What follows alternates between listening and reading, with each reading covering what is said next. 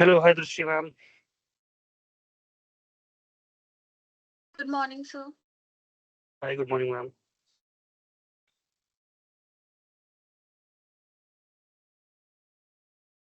Sir, shall I start or Yes, 5 madam. Minute You और can wait start. करना है? नहीं ma'am, you can start. Okay.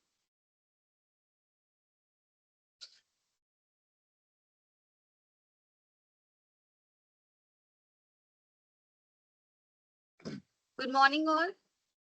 I hope आप सब लोग अच्छे होंगे। ये हमारा फर्स्ट सेशन है टीचर ट्रेनिंग का, एज आपको पता होगा। सो आप लोग अपने साथ एक नोटबुक और पेन लेके बैठे। हाँ जी विवेक, टीचर ट्रेनिंग की ही क्लास है। आप लोग पेन और कॉपी अपने साथ लेके बैठो। मैं आपके साथ स्लाइड शेयर करूंगी एंड उस पे सारे टॉपिक्स होंगे। इंग्लिश में होंगे, कोई बात नहीं, मैं आपको उसको हिंदी में समझाऊंगी एक एक अच्छे से। Okay. And one more thing, आपको अभी तो आपका माइक जो है वो म्यूट है। लास्ट के 10 मिनट आपका माइक ऑन कर दिया जाएगा। आप उसमें अपने जितने भी आपके क्वेश्चंस होंगे, आपको समझ में नहीं आया कोई पॉइंट या फिर कोई एग्जांपल नहीं समझ में आया, आप वो मुझसे पूछ सकते हो। ओके। और इन बिटवीन अगर आपको कोई पॉइंट नहीं समझ में आ रहा है और आप चाहते हो कि वो मैम रिपीट कर दे, तो आप मुझे चैट बॉक्स में लिख सकते हो। ठीक है, उसमें कोई प्रॉब्लम नहीं है। एंड ओके, तो स्टार्ट करें। एक बार सब लोग थम्स अप दिखा दो, चलो कि सब लोग रेडी है।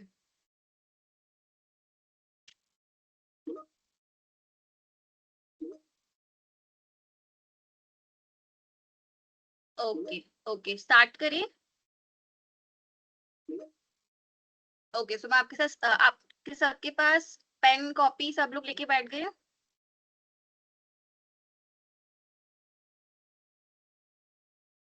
ओके चलिए, मैं आपके साथ स्लाइड शेयर कर रही हूँ, आप उस पे ध्यान देंगे एंड मैं एक एक पॉइंट्स आपको समझाती रहूंगी। ओके।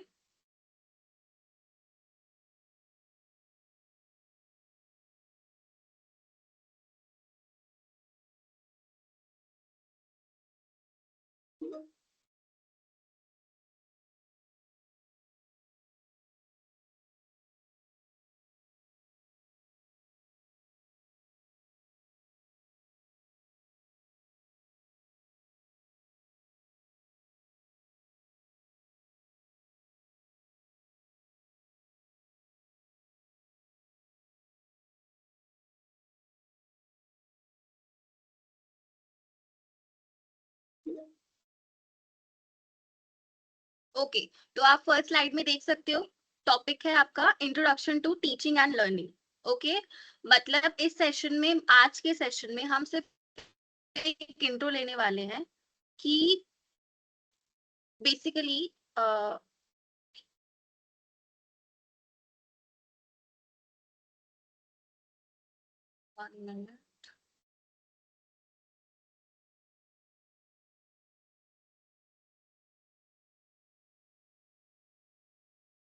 ओके,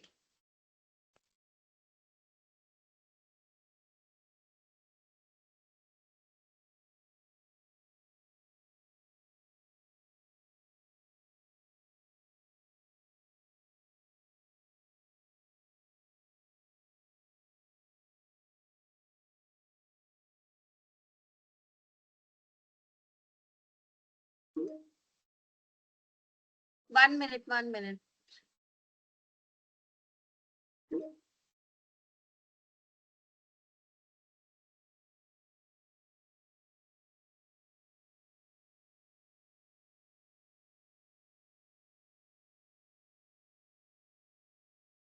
स्क्रीन शो हो रही है आप लोगों को?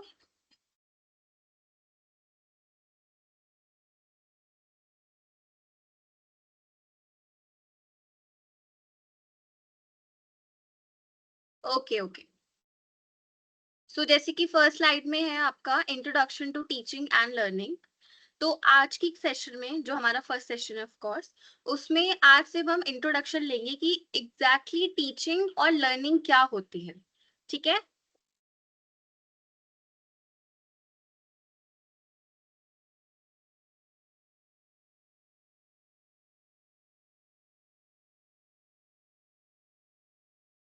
इसमें हम देखेंगे कि एक टीचिंग आपका असल में बेसिकली क्या होता है, एक टीचर का क्या रोल होता है। एंड आपको ये जो सेशन है बहुत यूजफुल होने वाला है, क्योंकि teaching of course future generation को शेप करती है, राइट।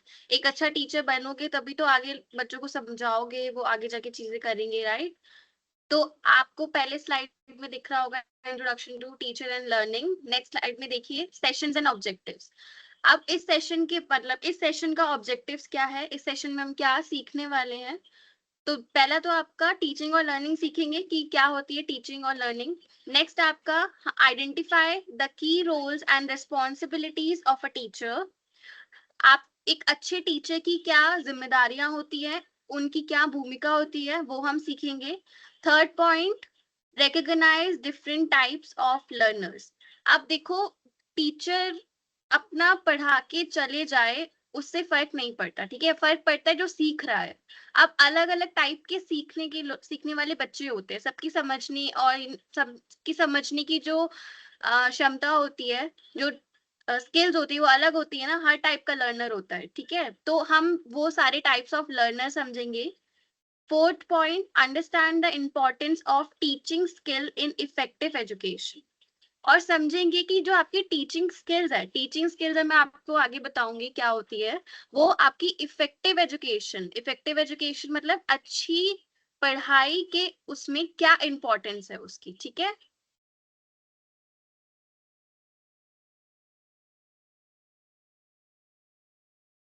ओके, तो स्टार्ट करते हैं। पहला सबसे पहले टॉपिक है आपका व्हाट इज टीचिंग।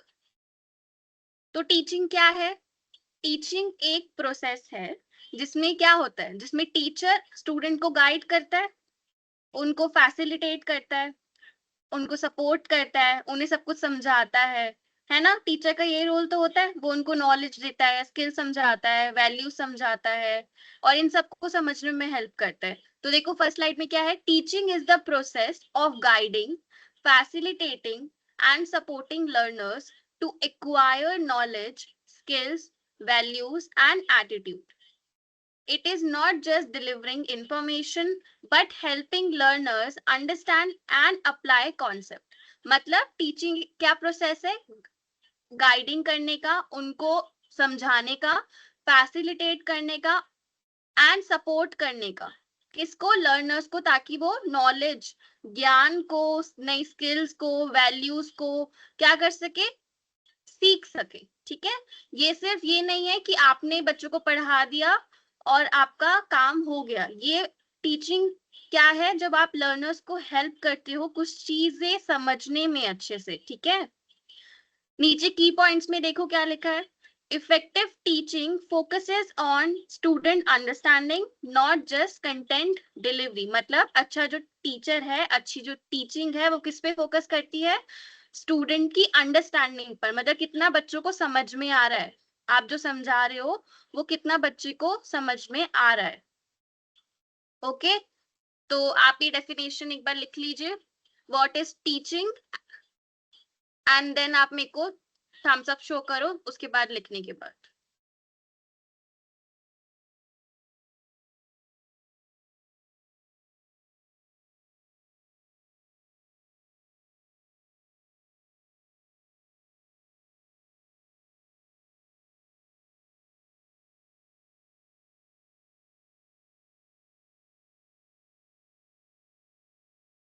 जिसका हो जाए चैट बॉक्स में वो डन मुझे लिख के देगा, ओके।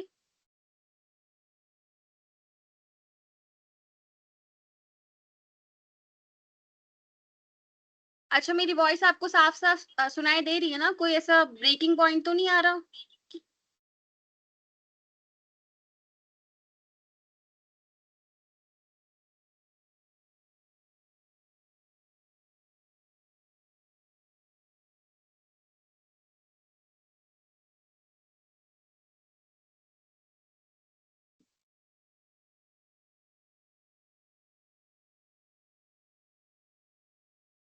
ओके, हो गया आप सबका?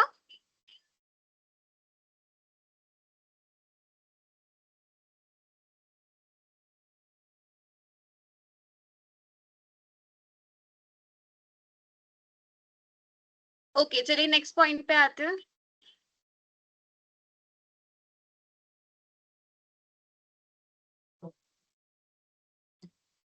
नेक्स्ट पॉइंट है आपका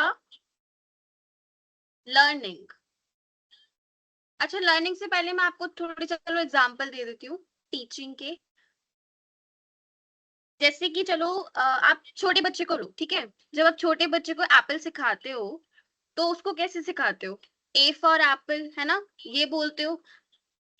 अगर आप रिपीट करोगे उसके आगे तो वो समझेगा, उसको समझ में आ जाएगा ए फॉर एप्पल होता है। बट उसके साथ साथ आप उसको एप्पल दिखाओगे, एप्पल ऐसा दिखता है, देखो इस कलर का होता है, तो उसको और अच्छे से समझ में आएगा, है ना। तो यही एक इफेक्टिव टीचिंग का वे होता है कि आप एक बच्चे को जब एक चीज समझा रहे हो तो उसको अच्छे से समझ में आए। उसकी कुछ ट्रिक्स और स्किल्स होती है जो हम आगे देखेंगे।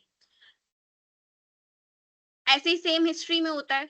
आप कोई चैप्टर बच्चों को समझा रहे हो, ठीक है, फ्रेंच रेवोल्यूशन है जैसे, तो आप सिर्फ ब्लैक बोर्ड पे डेट्स लिख के नहीं छोड़ दोगे, या फिर उनको पढ़ाते टाइम बता नहीं दोगे चलो ये वाली चीज इस तारीख को हुई थी, इस साल में हुई थी। आप उसको पिक्चर्स दिखाओ, उसकी स्टोरी सुनाओ, तो वो और इंटरेस्ट लेगा उसमें। वरना आप सिर्फ पढ़ाते जाओगे बुक से तो वो क्या हो जाएगा, एक टाइम पे आके बोर हो जाएगा एंड उसको इंटरेस्ट नहीं आएगा, तो उसको याद भी नहीं रहेंगी चीजें। ठीक है। नेक्स्ट है आपका व्हाट इज लर्निंग। चलो, what is learning? Learning is a process through which individual gain knowledge, skills, behaviour और एटीट्यूड थ्रू एक्सपीरियंस, स्टडी और टीचिंग। मतलब क्या है? लर्निंग वो प्रोसेस है जिसमें आपका एक इंसान एक्सपीरियंस, स्टडी या बोल सकते हैं हम ऑब्जर्वेशन या फिर टीचिंग की मदद से क्या लेता है, कोई नई चीज सीखता है, कोई नई स्किल सीखता है, अपने उसका जो बिहेवियर है, व्यवहार है, उसको बदलता है। ये लर्निंग है आपका, ठीक है। अब नीचे की कैरेक्टरिस्टिक्स ऑफ लर्निंग देखो, कॉन्टिन्यूअस एंड लाइफ लॉन्ग। अब इसका क्या मतलब है? मतलब लर्निंग जो है वो आपका जिंदगी भर चलती है ना। अब आप ऐसा तो नहीं है सिर्फ स्कूल में जा रहे हो तो स्कूल में ही सीखा हो गया, कॉलेज जब तक आप पढ़ाई करो जब तक कि आप सीख रहे हो कुछ ना कुछ नहीं। आप जब छोटे थे, छोटे से लेकर अगर बूढ़े भी हो जाओगे तब भी आप, आपकी जो लर्निंग है वो कंटिन्यू रहेगी, ठीक है। आप कुछ ना कुछ सीखते रहते हो हर दिन। तो इस पॉइंट का मतलब ये है। सेकंड, आपका इन्वॉल्व्स चेंज इन बिहेवियर और थिंकिंग। इसका क्या मतलब है?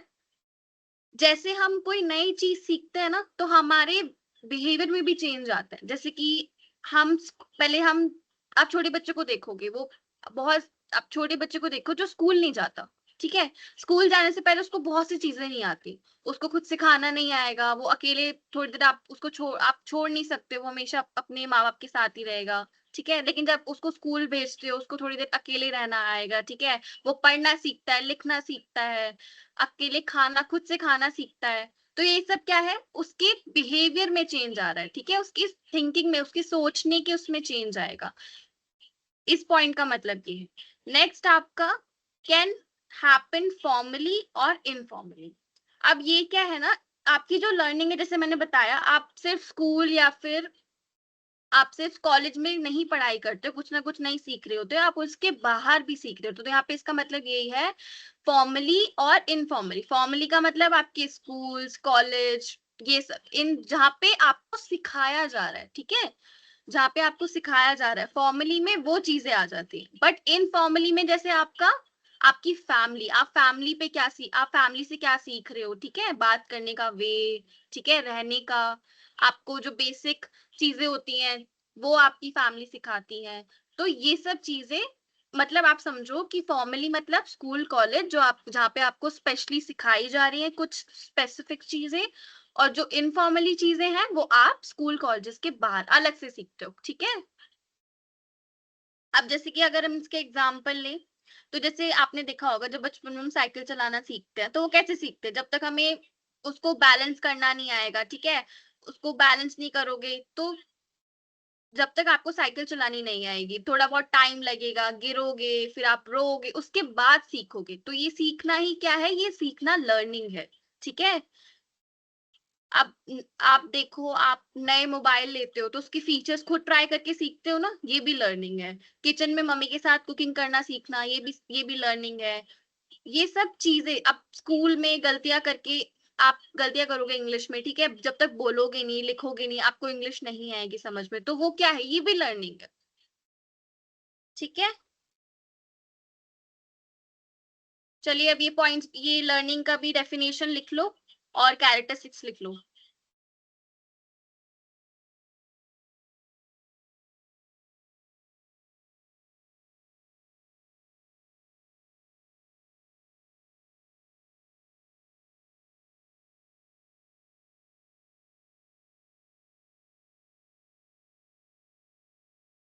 मुझे सिर्फ कुछ ही बच्चे दिख रहे हैं जो एक्टिव हैं, बाकी लोग क्या कर रहे हो भाई, मैं पूछ रही हूँ आपसे तो आप जवाब दीजिए। जैसे कि जो बच्चे एक्टिव है उसमें सिर्फ मिथुन, पिंकी, सोनिया, कृतिका, बाकी लोग।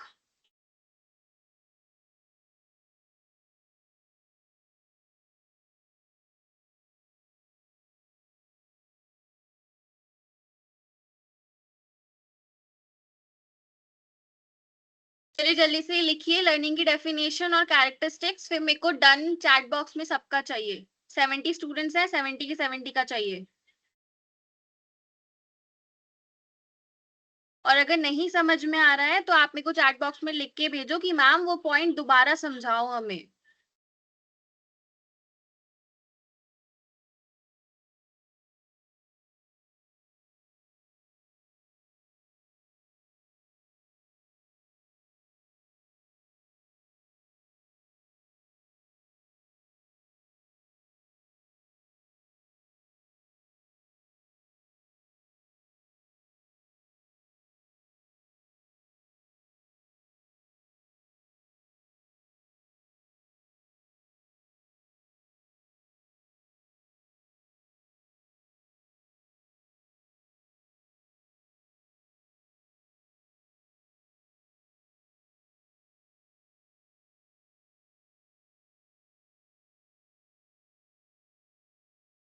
हाँ जी, हो गया सबका।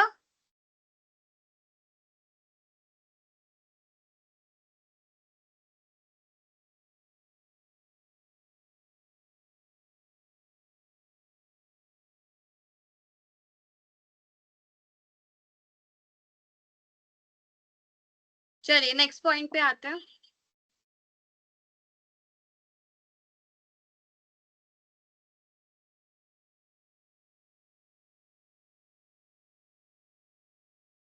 ओके, सो नेक्स्ट पॉइंट है आपका टीचिंग वर्सेस लर्निंग। आप देख सकते हो स्लाइड में, teaching and learning are interconnected processes.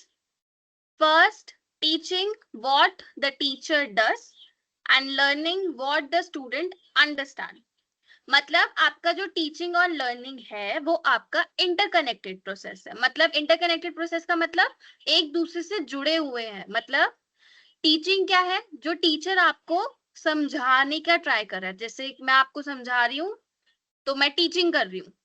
Learning क्या है, व्हाट द स्टूडेंट अंडरस्टैंड, आप लोग वहां पे समझ रहे हो, वो क्या है, लर्निंग है, ठीक है। अब नीचे की इनसाइड में देखो, good teacher ensure effective learning, without learning teaching is incomplete. अब जो एक अच्छा टीचर है वो इफेक्टिव लर्निंग, मैंने ऊपर बताया था इफेक्टिव लर्निंग क्या होता है। इफेक्टिव लर्निंग का मतलब होता है जब एक टीचर अपनी चीजें जो आपको समझा रहा है वो स्टूडेंट को वो अच्छे वे में समझा रहा है। मतलब सिर्फ पढ़ाना ही टीचिंग नहीं होता, उस पढ़ाने में अलग अलग स्किल्स को भी आपको इंक्लूड करना पड़ता है।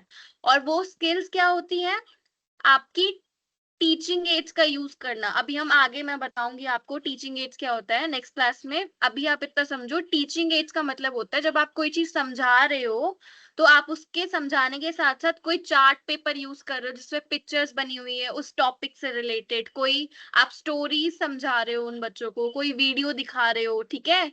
तो ये सब आपके टीचिंग एड्स में आते हैं।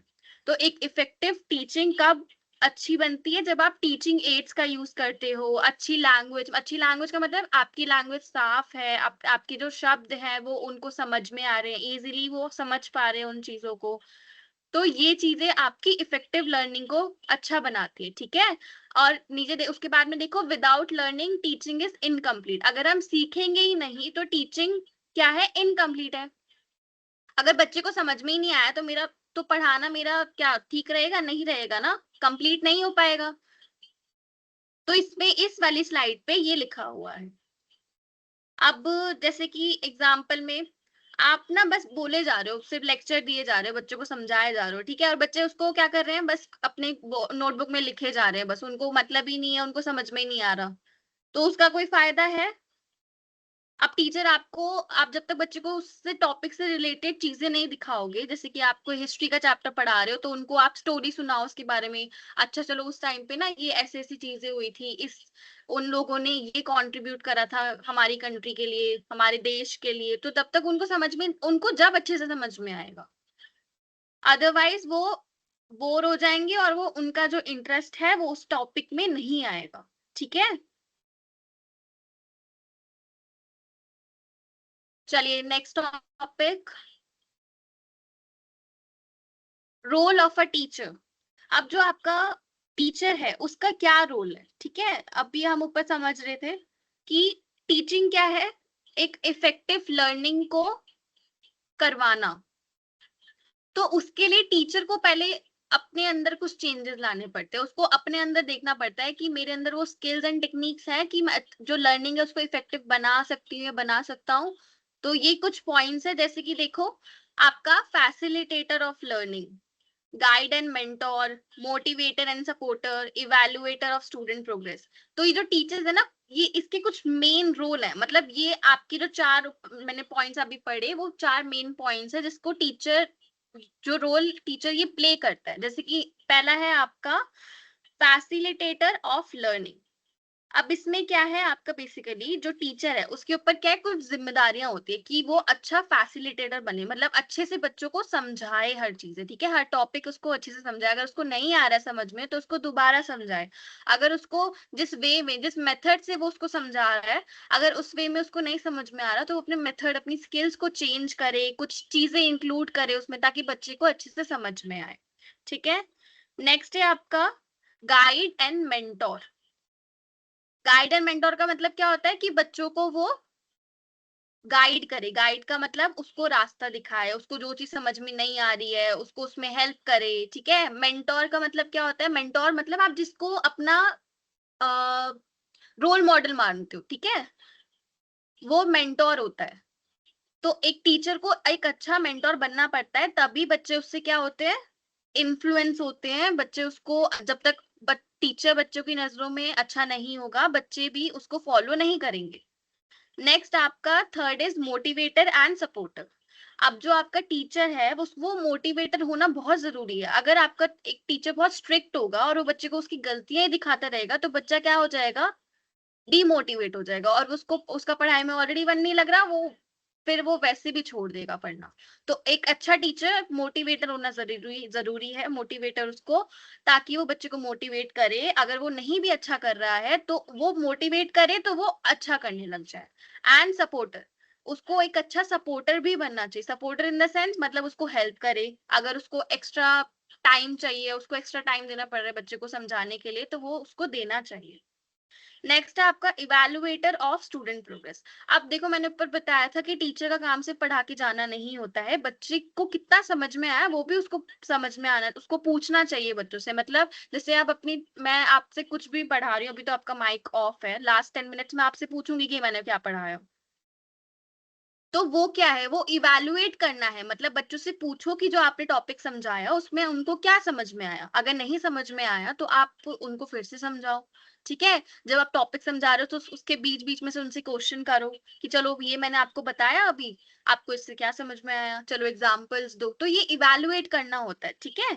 अब इवैल्यूएट भी हम बहुत तरीके से कर सकते हैं, ये हम आगे की क्लासेस में देखेंगे। ये सिर्फ आप मान लो, एक आप अभी आज सिर्फ इंडेक्स पढ़ रहे हो, इंडेक्स का आप समझ लो कि इस चैप्टर में हम ये पढ़ने वाले हैं और इस चैप्टर में हम ये पढ़ने वाले हैं, ये सिर्फ आपका एक स्ट्रक्चर है, ठीक है। इसके अंदर बहुत सी चीजें जो हम आगे की क्लासेस में सीखेंगे। तो ये जो फर्स्ट सेशन है ना आपका, अगर इस पे आप अच्छे से ध्यान नहीं दोगे, अच्छे से नहीं समझोगे तो आगे की चीजें आपको समझ में नहीं आएंगी। ये बेस है आपका। नेक्स्ट आप की पॉइंट्स में देखो, modern teaching focuses on student centred approaches rather than teacher centred method. अब देखो पहले क्या होता था ना, जो टीचर्स थी वो अपने अकॉर्डिंग बच्चों को पढ़ा के चली जाती थी, ठीक है। मतलब उनको जैसा लग रहा है, उनका एक मेथड है, उन्होंने एक मेथड पकड़ लिया कि चलो मेरे को तो ब्लैक बोर्ड से समझाना है, तो ब्लैक बोर्ड पर वो लिख देती थी, बच्चों को समझा देती थी, बच्चे कॉपी कर लेते थे और वहां पे वो टीचिंग खत्म हो जाती थी। लेकिन अब स्कूल में ऐसा नहीं होता है। अब जितनी भी पढ़ाई हो रही है, पढ़ाई के वे हैं, वो सारे स्टूडेंट सेंटर्ड है, मतलब बच्चों को देख के हैं कि बच्चे को कैसे समझ में आ रहा है, कैसे वो कर रहा है। अच्छा चलो बच्चा स्लो लर्नर है तो उसको और टाइम देके समझाना पड़ेगा। अपने अप्रोचेस का मतलब किस वे में आप, किस मेथड से आप पढ़ा रहे हो, ठीक है। चलो अब ये रोल ऑफ टीचर एक बार नोट कर लो और फिर मेरे को बताओ जब हो जाए।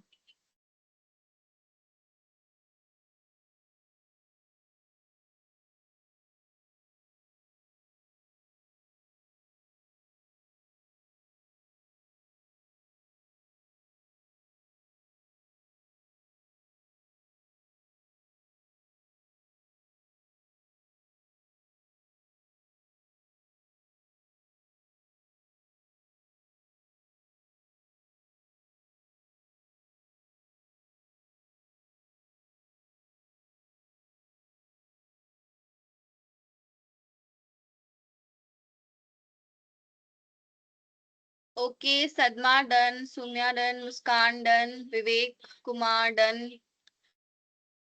और बाकी बच्चे जल्दी जल्दी करिए और डन लिख के देखिए, भेजिए मुझे चैट बॉक्स में। मनीषा डन, अनोखी डन, लक्ष्मी डन। ओके। अच्छा आप लोगों को अब तक का समझ में आया? पहले मुझे अब ये भी बता दो।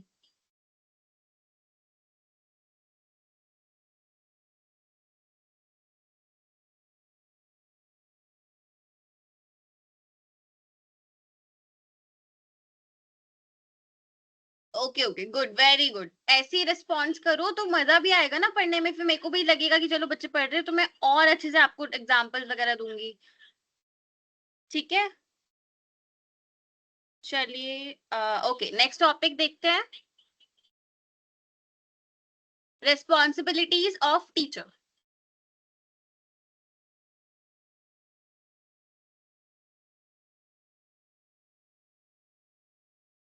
चलिए, अब रेस्पॉन्सिबिलिटीज का क्या मतलब होता है? जिम्मेदारियां। अब टीचर की ना कुछ जिम्मेदारियां होती है, ठीक है। अब उसका काम सिर्फ पढ़ाने तक तो सीमित नहीं है, उसको उसके आगे भी चीजें देखनी होती है, ठीक है। अब वो जिम्मेदारियां हम पढ़ेंगे, जैसे कि यहाँ पे आप देख सकते हो, यहाँ पे 5 पॉइंट्स हैं, ओके। तो वो देखते हैं पहले। Teachers are responsible for first planning lesson effectively. मैंने अभी ऊपर बताया कि एक टीचर को अपने मेथड को, अपने अप्रोच को चेंज करना पड़ता है बच्चे के नीड्स के अकॉर्डिंग। अभी हम लर्नर्स भी आगे देखेंगे डिफरेंट टाइप के, लेकिन उससे पहले रिस्पॉन्सिबिलिटी समझ लो, ठीक है। तो प्लानिंग लेसन इफेक्टिवली। अब लेसन प्लान क्या होता है? अब देखो टीचिंग में ना, आप आगे मैं आगे आपको बताऊंगी लेसन प्लान क्या होता है, बट एक रिव्यू ले लो। जैसे कि मैं आज ना, मेरे को आपको ये सेशन पढ़ाना था, ठीक है। तो मैंने एक लेसन प्लान बनाया कि मेरे को बच्चों को ये समझाना है और ये मेथड मैं यूज करने वाली हूँ, ये स्लाइड में यूज करने वाली हूँ, ये पॉइंट्स लिखे रहेंगे उस पे, ये एग्जाम्पल मैं दूंगी उनको, और ये सब चीजें रहेंगी। तो जब आप ये सब कुछ प्लान कर लेते हो पहले से, एक दिन पहले, ठीक है, तो वो आप क्या कर रहे हो? आप लेसन प्लान बना रहे हो। क्या बना रहे हो? लेसन प्लान बना रहे हो। तो आपका जो लेसन प्लान है, वो अभी हमें ऊपर पढ़ा कि आपकी जो जितनी भी टीचिंग है वो किसके ऊपर डिपेंड करती है? बच्चे की पढ़ने की क्षमता के ऊपर, कि बच्चा कैसे चीज समझ रहा है, बच्चे को कहाँ दिक्कत आ रही है, ठीक है। तो आपका लेसन प्लान उस पर डिपेंड करते हैं। तो एक अच्छे टीचर की रेस्पॉन्सिबिलिटी है कि वो अपने लेसन प्लान को अच्छे से बनाए, ठीक है। नेक्स्ट पॉइंट देखो, creating a positive learning environment. अब एक टीचर का जो काम है वो ये भी होता है कि वो क्लास के अंदर ना एक पॉजिटिव लर्निंग एनवायरनमेंट बना के चले। क्योंकि आप देखोगे एक क्लास के अंदर अलग अलग टाइप के बच्चे होते हैं, अलग अलग जिनकी नीड्स होती है। जैसे कि कोई स्लो लर्नर हो गया, ठीक है, कुछ बच्चे बात नहीं करते ज्यादा, कुछ बच्चे ज्यादा ही बोलते हैं। तो इन सब बच्चों को आपको क्या एक साथ संभालना बहुत मुश्किल होता है, तो ये भी आपकी जिम्मेदारी है कि आपको ये कैसे करना है। ठीक है, तो इसमें यही मतलब है इसका, आपको एक पॉजिटिव लर्निंग एनवायरनमेंट बना के चलना है जिसमें कि आपके जो बच्चे हैं वो पढ़ने में इंटरेस्ट लें, आपके साथ घुले मिले एंड वो आपसे क्वेश्चन करे, चुप ना बैठे बस। ठीक है, आपका मेन जो फोकस होता है वो उन बच्चों पे होता है जो बहुत ज्यादा शांत होते हैं और वो बिल्कुल बात नहीं करते। आपको उन पे फोकस करना चाहिए ताकि वो आपसे पूछे क्वेश्चन। जब तक वो एक तो वो बोलते नहीं है तो वो उनको कोई डाउट भी होगा ना, वो आपसे पूछेंगे नहीं। तो आपको उन पे फोकस करना पड़ेगा कि उन बच्चों को आप पॉइंट करो कि बताओ, चलो ये वाला इसका मतलब क्या हुआ, मैंने अभी समझाया, आप अब पूरी क्लास को फिर से समझाओ। तो ये सब चीजें आपकी पॉजिटिव लर्निंग एनवायरनमेंट में आती है। और एक टीचर का मैंने अभी ऊपर बताया था, उसको एक मोटिवेटर बनना चाहिए। ठीक है, ताकि बच्चे का क्या बढ़े, कॉन्फिडेंस लेवल बढ़े। ठीक है, वो क्वेश्चन करना सीखे। जब तक देखो बच्चे अगर क्वेश्चन नहीं करेंगे ना, मतलब आप समझ लो वो आपका आपकी पढ़ाई जो आप पढ़ा रहे हो उसमें इंटरेस्ट वो ले ही नहीं रहा है। ऐसा कुछ हो नहीं सकता कि हम कुछ सीख रहे हैं और हमें कोई डाउट ना आए। जब तक उसको डाउट नहीं आएगा मतलब वो ध्यान नहीं दे रहा है। तो आपको अपना ऐसा एनवायरनमेंट बना के चलना है जिसमें बच्चे आपसे पूछें कि मैम मुझे यहाँ पे, सर मुझे यहाँ पे ये नहीं समझ में आया, आप मेरे को ये वाला चीज फिर से समझाओ। नेक्स्ट है आपका, नेक्स्ट पॉइंट देखो, अंडरस्टैंडिंग स्टूडेंट नीड। मैंने ऊपर भी समझाया, ये हमेशा आएगा जब भी आप टीचिंग की बात करोगे कि आपको स्टूडेंट्स की नीड को समझना ही पड़ेगा। हर एक बच्चे की। आप सिर्फ उन पे टॉपर्स पे ध्यान नहीं दे सकते, आपको सब पे ध्यान देना पड़ेगा, सबकी नीड्स पे कि इसकी नीड्स इसकी, चलो जो स्लो लर्नर है उसको मुझे थोड़ा और ध्यान देना पड़ेगा, उसको मुझे इजी मेथड से और सिंपल वे में समझाना पड़ेगा। ठीक है, ये सब कुछ इसमें इंपॉर्टेंट होता है। नेक्स्ट पॉइंट देखो, एंकरेजिंग पार्टिसिपेशन। एंकरेजिंग पार्टिसिपेशन का मतलब आपको जो जितने भी स्टूडेंट है उनको क्या करना है, प्रोत्साहित करना है कि वो पार्टिसिपेट करें हर चीज में। पार्टिसिपेट इन द मतलब वो हर चीज में शामिल हो, चाहे आप कुछ डिस्कस कर रहे हो, चाहे कुछ आप एक्टिविटी करवा रहे हो, चाहे आप क्लास में कुछ समझा रहे हो। तो आपको ये नेसेसरी है कि आप उन पे ध्यान दो कि वो पार्टिसिपेट कर रहे हैं। जो नहीं कर रहे हैं फिर उनके लिए आप अलग से एक्टिविटीज प्लान करते हो। ठीक है, वो आगे रिस्पॉन्सिबिलिटीज होती है टीचर की। नेक्स्ट है आपका assessing and improving student performance. अभी हमने ऊपर देखा था, एक टीचर से पढ़ा के चला जाए इतना काम नहीं होता, उसको बच्चे को इवेलुएट करना पड़ता है, उसको असेस करना पड़ता है। असेस का मतलब उसका टेस्ट वगैरह लेना, उससे क्वेश्चनिंग करना। ठीक है, ताकि आपको समझ में आए कि चलो बच्चा ध्यान दे रहा है, उसको समझ में कितना आया, ये नहीं आया तो मैं आगे जाके कोई और मेथड यूज करूंगी, कहाँ लापरवाही हो रही है। ये सब आपको चीजें ध्यान रखनी पड़ती है। इम्प्रूविंग स्टूडेंट परफॉर्मेंस, और जिससे क्या आप देखोगे भी कि स्टूडेंट की परफॉर्मेंस में इंप्रूवमेंट आपको दिखेगी। ओके, चलो अब ये पॉइंट नोट कर लो, रेस्पॉन्सिबिलिटीज ऑफ टीचर।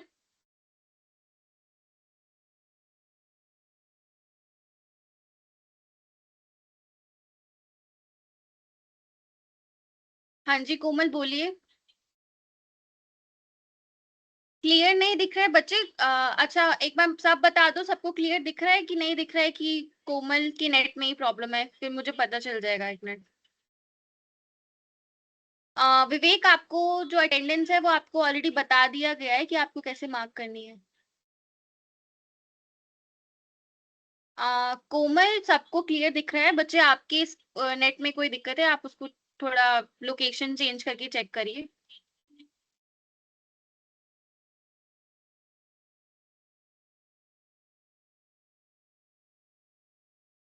विवेक, आप अटेंडेंस का, आप जहाँ पे आपका जो मेन ग्रुप है वहां पे एक नंबर आपको दिया गया था, आपको वहां पे पूछना पड़ेगा उसका। ओके।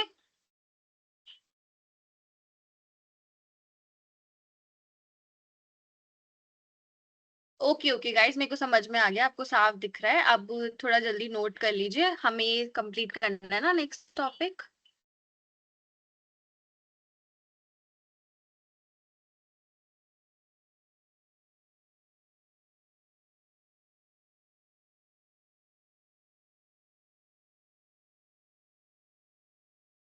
ओके, सबका हो गया?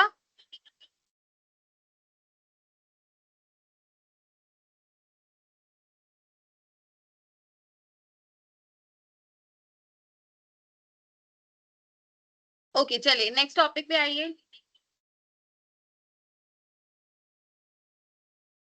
नेक्स्ट है आपका टाइप्स ऑफ लर्नर। देखो ये बहुत इंपॉर्टेंट है, एक टीचर के पॉइंट ऑफ व्यू से ये समझना बहुत जरूरी है।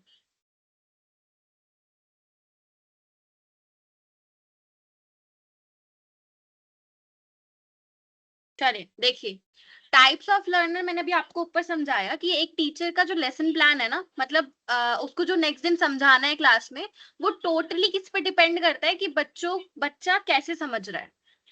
आपकी क्लास में कितने बच्चे और कितने कितने ढंग से समझ रहे हैं, वो बहुत इंपॉर्टेंट होता है। तो आपको क्या एक कॉमन वे निकालना पड़ता है कि चलो एक कॉमन वे जिससे सब बच्चों को समझ में आ जाए। ठीक है, आप पहले देख लेते हैं कितने टाइप्स के लर्नर्स होते हैं। तो देखो, student learn in different ways.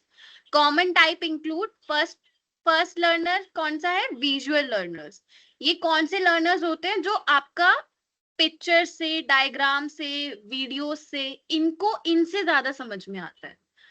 Second आपका ऑडिटरी लर्नर्स। ये कौन से लर्नर्स होते हैं? जो सुन के, एक दूसरे के साथ, आपके साथ डिस्कस करके ज्यादा अच्छे से समझते हैं। ठीक है। थर्ड आपका काइनेसिंथेटिक लर्नर्स। ये कौन से लर्नर्स होते हैं? जिनको हैंड्स ऑन एक्टिविटी, मतलब आप क्लासरूम में कोई एक्टिविटी कंडक्ट करवा रहे हो, उनको प्लेग्राउंड में ले गए, उनको कहीं अलग जगह ले गए, क्लास से बाहर, जहाँ पे उनको एक्टिविटी आपने उससे रिलेटेड, टॉपिक से रिलेटेड करवाई, एंड उनको उनसे ज्यादा अच्छे से समझ में आता है। ठीक है। जैसे कि आप विजुअल लर्नर्स में देख लो, जैसे मैंने अभी बताया था ना आपको, आपके कुछ टीचिंग एड्स होते हैं, है ना, जिसमें मैंने बताया था इमेजेस हो गई, आपका चार्ट पेपर्स हो गए, डायग्राम्स हो गई, वीडियोस हो गई, ये सब आपके टीचिंग एड्स में आते हैं। ठीक है, तो उस टीचिंग एड्स में से आपको क्या लेना है विजुअल लर्नर्स के लिए?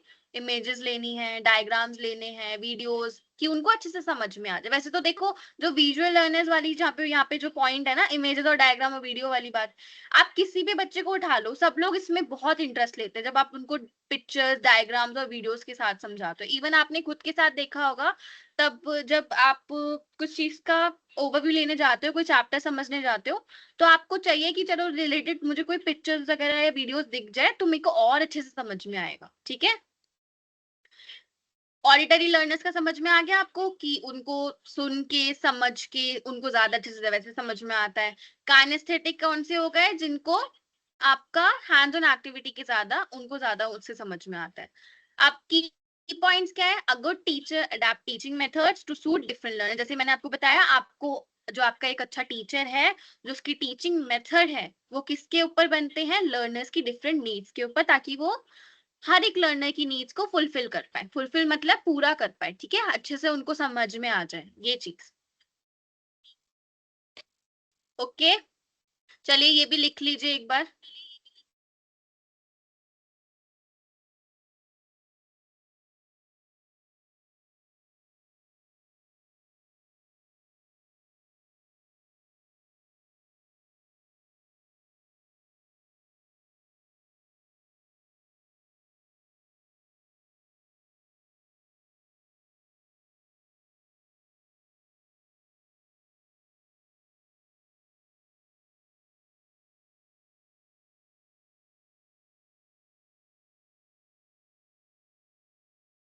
विवेक, क्लास 12 बजे स्टार्ट हो जाती है। आपको 5 मिनट पहले ज्वाइन कर लेना चाहिए वैसे तो, पर टाइमिंग क्लास का 12 से 1 है।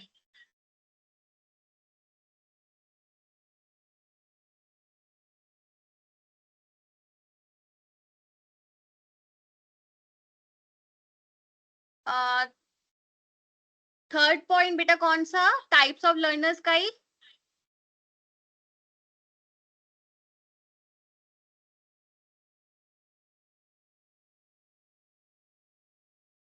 ओके ओके, देखिए, आपका जो थर्ड पॉइंट है वो काइनेसिंथेटिक लर्नर्स के बारे में है। ये वो लर्नर्स होते हैं जिनको एक्टिविटीज, एक्सपेरिमेंट से ज्यादा समझ में आता है। जैसे एग्जांपल मैं आपको बताऊं तो, आप साइंस की क्लास ले लो, चलो ठीक है, जब आप कोई केमिकल्स के बारे में बच्चों को पढ़ा रहे होते हो ना, तो उन्हें बड़ी वो क्यूरियोसिटी होती है पूछने की, मैम ये वाला केमिकल कैसा दिखता है, या फिर हम इसको इसमें मिक्स करेंगे। जब आप उनको ये चीज समझा रहे हो, तो समझाने से काम नहीं चलेगा। आप ब्लैक बोर्ड पे ड्राइंग भी बना दोगे ना, तो भी उनको समझ में नहीं आएगा। लेकिन जब आप उनको लैब में लेके जाओगे और जब उनको दिखाओगे कि बच्चे ये एसिड देखो, ये वाला नॉर्मल, ये वाला एसिड मैं आपको बता रही थी, ये ऐसा दिखता है, जब हम इसको इसमें मिक्स करेंगे तो ये वाला एसिड फॉर्म होगा, तो ये एक्सपेरिमेंट और ये हैंड्स ऑन एक्टिविटीज के थ्रू उनको बहुत अच्छे से समझ में आता है। ये वो लर्नर्स होते हैं, ठीक है। मतलब इनको आप पिक्चर दिखा लो, चाहे इनको वीडियोस दिखा लो, चाहे इनसे आप इनको समझा लो, इनको वैसे समझ में नहीं आएगा। हैंड्स ऑन एक्टिविटीज से ज्यादा समझ में आएगा। क्लियर?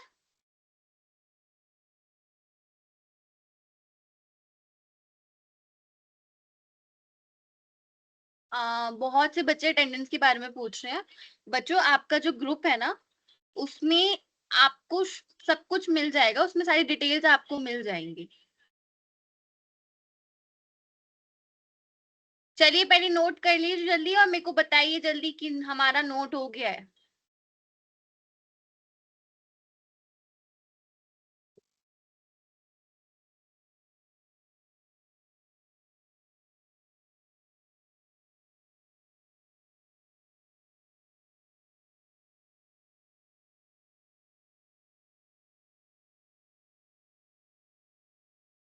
चलिए नेक्स्ट टॉपिक पे आ जाए फिर।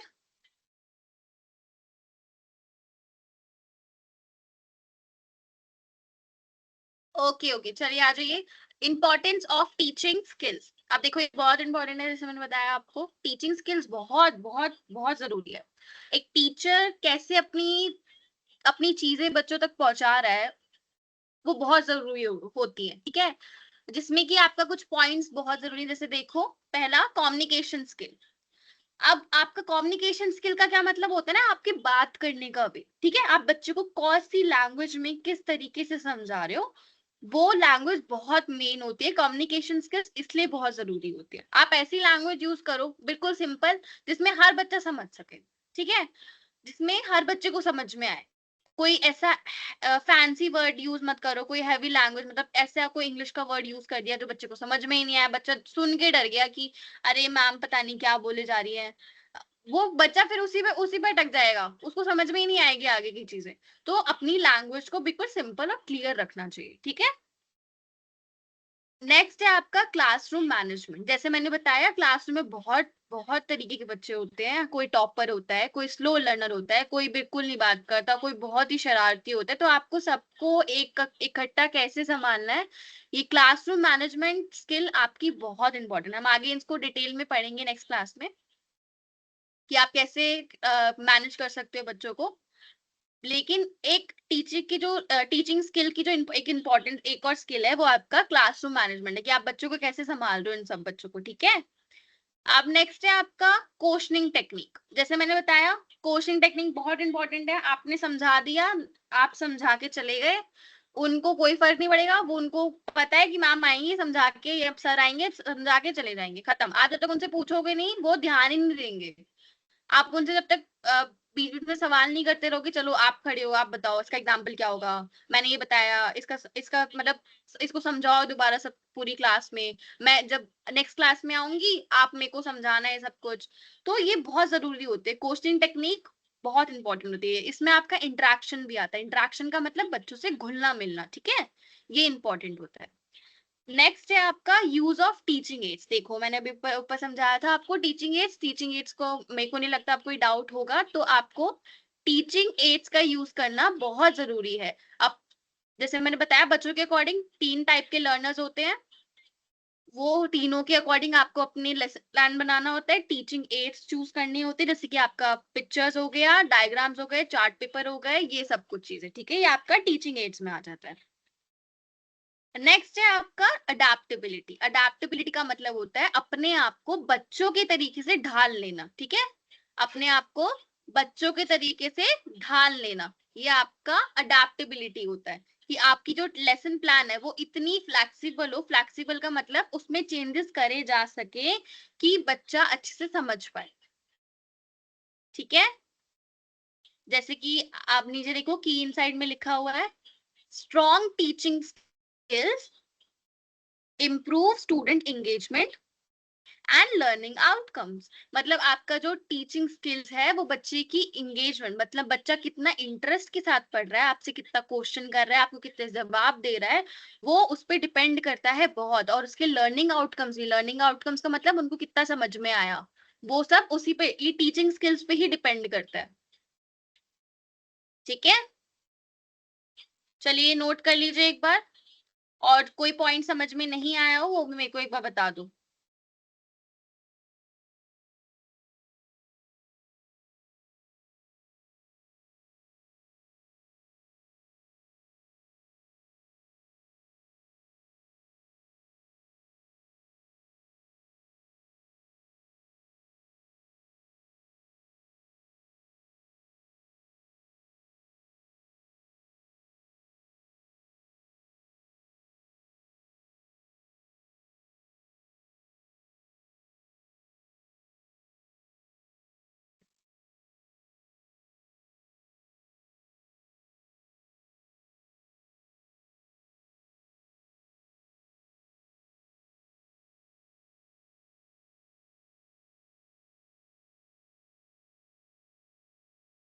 चलिए कोई डाउट है आपको?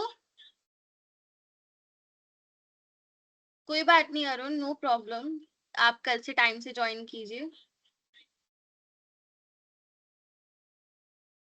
गुड मुस्कान, मनीषा नहीं हुआ आपका, करिए जल्दी।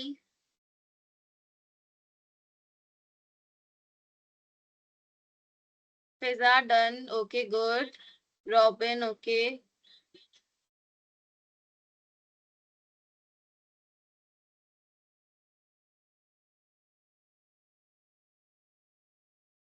Okay guys, done everyone. Okay great. चलिए नेक्स्ट टॉपिक पे आ जाइए, इफेक्टिव टीचिंग प्रैक्टिसेस। देखो टीचिंग प्रैक्टिसेस का मतलब क्या होता है? टीचिंग प्रैक्टिसेस मतलब आप अपने टीचिंग को समझा कैसे रहे हो बच्चों को। अभी ऊपर जो स्किल्स देखी ना हमने, कम्युनिकेशन स्किल्स, ये उसी के पार्ट्स हैं, ठीक है, ये उसी के पार्ट्स हैं। जैसे कि आपका पहला हमने देखा था कम्युनिकेशन स्किल, उसमें क्या मैंने बताया आपको कि आपको सिंपल और क्लियर लैंग्वेज यूज करनी है, तो ये उसी का पार्ट है। तो आपको क्या करना है, बिल्कुल सिंपल और क्लियर लैंग्वेज यूज करनी है ताकि हर बच्चे को समझ में आ जाए, ठीक है। नेक्स्ट आपका एंकरेज इंटरेक्शन एंड पार्टिसिपेशन, जैसे कि मैंने आपको बताया ऊपर कि आपको उनके साथ इंटरेक्शन करना बहुत जरूरी है। आप जब तक उनसे बात नहीं करोगे, उनसे क्वेश्चन नहीं करोगे, उनसे पूछोगे नहीं, अपनी बातों में उनको इंक्लूड नहीं करवाओगे, बच्चे को समझ में नहीं आएगा, ठीक है। नेक्स्ट है आपका प्रोवाइड रियल लाइफ एग्जांपल्स, आप उनको रियल लाइफ एग्जांपल्स दो जो रिलेट करते हो आपसे, ठीक है। आप उनको जब रियल लाइफ एग्जांपल्स दोगे उनको और अच्छे से समझ में आएगा, ओके। नेक्स्ट है आपका गिव फीडबैक रेगुलरली। अब देखो फीडबैक का क्या मतलब है, यहाँ पे फीडबैक का मतलब है जब वो आपने उनसे कोई क्वेश्चन करा, उन्होंने आपको आंसर दिया, ठीक है, तो आप उनको प्रेस करो, मतलब उनको एक्सीलेंट बोलो, क्लैपिंग करवाओ, गुड बोलो, ताकि वो मोटिवेट हो और वो रेगुलर आपको आंसर दे। अगर बच्चा आंसर नहीं दे रहा है या गलत दिया, तो भी उसको फीडबैक अच्छा ही दो कि आपने अच्छा हुआ, आपने ट्राई किया, आप नेक्स्ट टाइम से अच्छे से ट्राई करो, आपका इस बार आंसर ठीक नहीं हुआ, नेक्स्ट टाइम हो जाएगा, कोई बात नहीं। वो डीमोटिवेट हो जाता है क्योंकि उसने पूरी क्लास के आगे पूरा गलत आंसर दे दिया एंड फिर वो नेक्स्ट टाइम ट्राई ही नहीं करेगा। तो आपको जरूरी है कि आप उसको उसको अच्छा फीडबैक दो, ठीक है। नेक्स्ट है आपका use visual and practical method, जैसे कि मैंने बताया आपसे, आप उसको सिर्फ पढ़ा के चले जाओगे, बच्चे को समझ में नहीं आया तो बहुत दिक्कत हो जाती है, इसलिए आपको विजुअल और प्रैक्टिकल मेथड यूज करनी चाहिए। जैसे कि आप उसको विजुअल मतलब वीडियोस दिखाओ, इमेजेस शो करो, प्रैक्टिकल मेथड आप उसको एक्सपेरिमेंट्स करवाओ, एक्टिविटीज करवाओ, ये सब इसमें आ जाता है, ठीक है। रूही कौन सा पॉइंट बच्चे?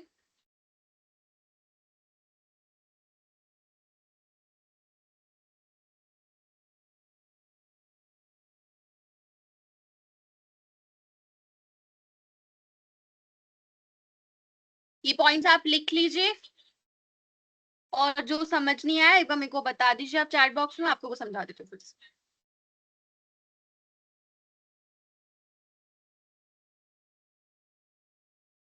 रूही आपको क्या समझ नहीं आया, आप मेरे को लिख कर बताओ।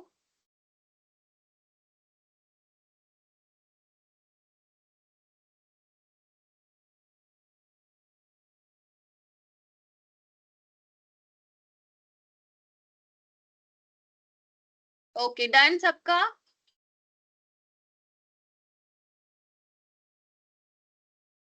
ओके चलिए अब मैं आपको एक असाइनमेंट दे रही हूँ, मतलब होमवर्क आपको ये करना है। ओके, अभी हमने ना कुछ क्वालिटीज पढ़ी एक इफेक्टिव टीचर की। इफेक्टिव टीचर मतलब अच्छा टीचर, ठीक है, उसकी क्या क्वालिटीज होती हैं वो आपको 150 वर्ड्स में लिखना है। आप पॉइंट्स में भी लिख सकते हो, कोई प्रॉब्लम नहीं है उसमें। आपको कुछ क्वालिटीज बतानी है इफेक्टिव टीचर की। 150 वर्ड्स मतलब आप एक पेज लिखो एक क्वालिटीज के बारे में, जितनी भी एक इफेक्टिव टीचर के अंदर होनी चाहिए, ठीक है। और नीचे इंस्ट्रक्शंस में देखो दिया हुआ है मैंने क्लियरली, आप 5 क्वालिटीज इंक्लूड करोगे, ठीक है, 5 तो मिनिमम होनी ही चाहिए। एंड सिंपल और क्लियर लैंग्वेज यूज करो, ये आपका वो है। बेटा हिंदी में लिख सकते हो, कोई प्रॉब्लम नहीं है, कोई बात नहीं, बट मैं बोलूंगी आप इंग्लिश में ट्राई करो, ज्यादा अच्छा रहेगा। कोई दिक्कत होगी तो मैम है, मैम बताएंगी, कोई बात नहीं है। असाइनमेंट आपको करके रखने हैं, A4 साइज शीट पे आप लिख के रखो। सबमिट आप जब नेक्स्ट सेशन होगा मेरा, मैं उसमें आपको बोलूंगी, आप चैट बॉक्स में उसको अपलोड कर देना एंड मैं वहां पे उसको चेक कर दूंगी, कोई प्रॉब्लम नहीं है। हिंदी में लिख सकते हो बट मैं बोलूंगी इंग्लिश में ट्राई करो, वो ज्यादा अच्छा है।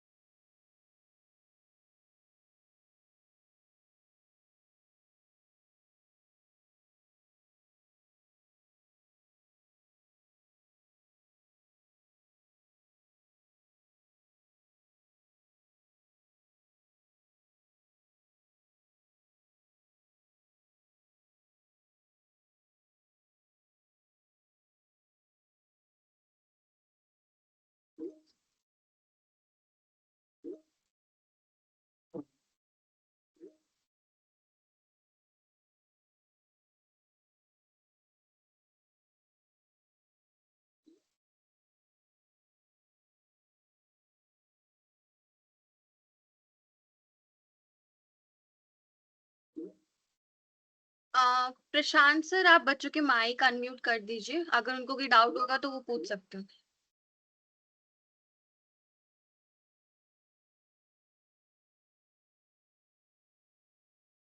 बच्चे असाइनमेंट पेज कोई अलग से नहीं है, आपको प्लेन शीट लेनी है, व्हाइट वाले जो A4 साइज आते हैं ना, आप रजिस्टर का पेज भी ले सकते हो, पिन पेज।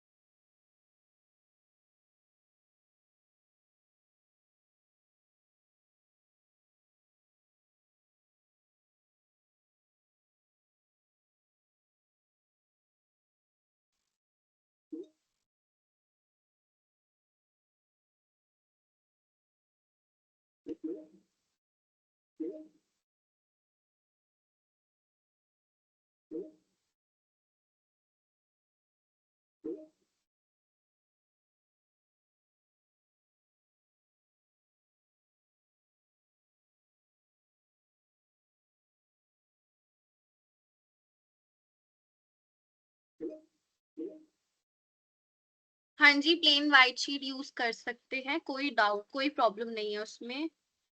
असाइनमेंट टाइप नहीं करना है बच्चे, वो लिखना है, आपको लिखना है, खुद लिखना है।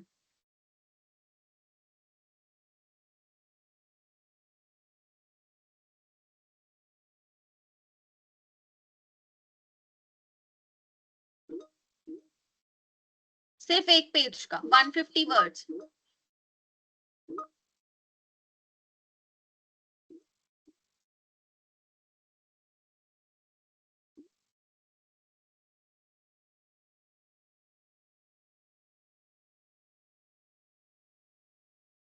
अभी आप सिर्फ असाइनमेंट करके रखो, मैं आपको जो अपलोड करने का वे है, सब कुछ है, वो मैं आपको ग्रुप में सब कुछ बता दिया जाएगा।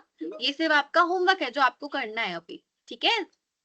अभी आप सिर्फ मेरे को वो बताओ, अगर आपको कोई डाउट हो तो वो मैं आपको दोबारा समझा देती हूँ।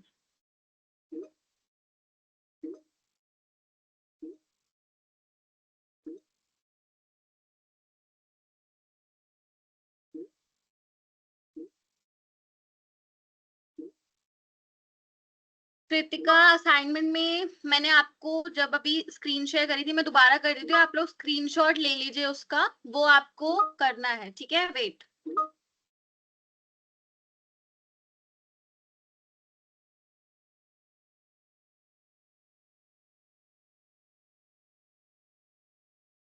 ओके, तो ये आपका असाइनमेंट है। सब बच्चे पहले तो इसकी फोटो ले लो और स्क्रीनशॉट ले लो।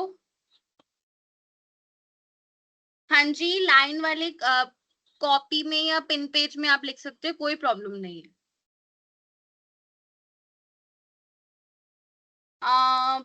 बेटा, रजिस्ट्रेशन एंड ऑल आपको ग्रुप में नंबर दिया होगा, हेल्पलाइन नंबर, आप उस पर पूछ सकते हो।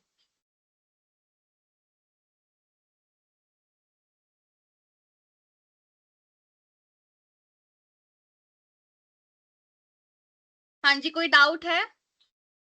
आप मेरे को बताओ, आपने कोई ये असाइनमेंट का स्क्रीनशॉट ले लिया, फोटो ले लिया?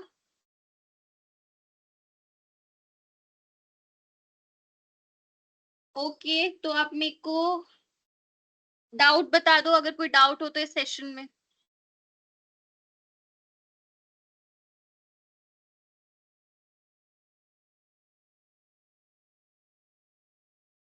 तीन पॉइंट्स में क्या लिखना है, मतलब असाइनमेंट की बात कर रहे हो आप?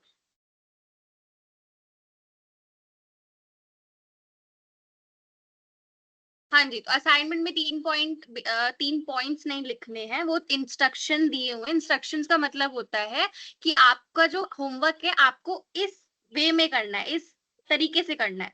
तो वो 3 तरीके हैं, जिसमें कि आपको 5 क्वालिटीज, मतलब जो आपकी अच्छे टीचर की क्वालिटीज होती हैं, वो यूज करनी है, वो लिखनी है। सेकेंड पॉइंट में लिखा है use simple and clear language, मतलब बिल्कुल सिंपल और क्लियर लैंग्वेज में होना चाहिए, ठीक है? और submit in the next session, उसको आप इग्नोर करो। हम जब आपसे मांगेंगे आपको असाइनमेंट जब देना है, ठीक है?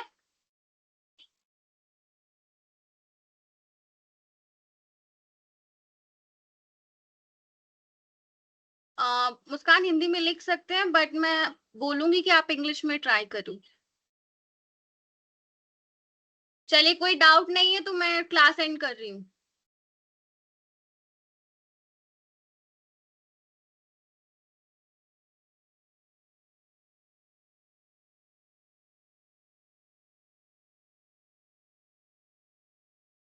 ओके गाइस, कोई डाउट नहीं, आई गेस।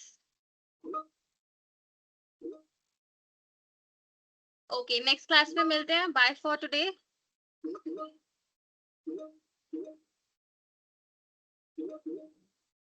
ओके।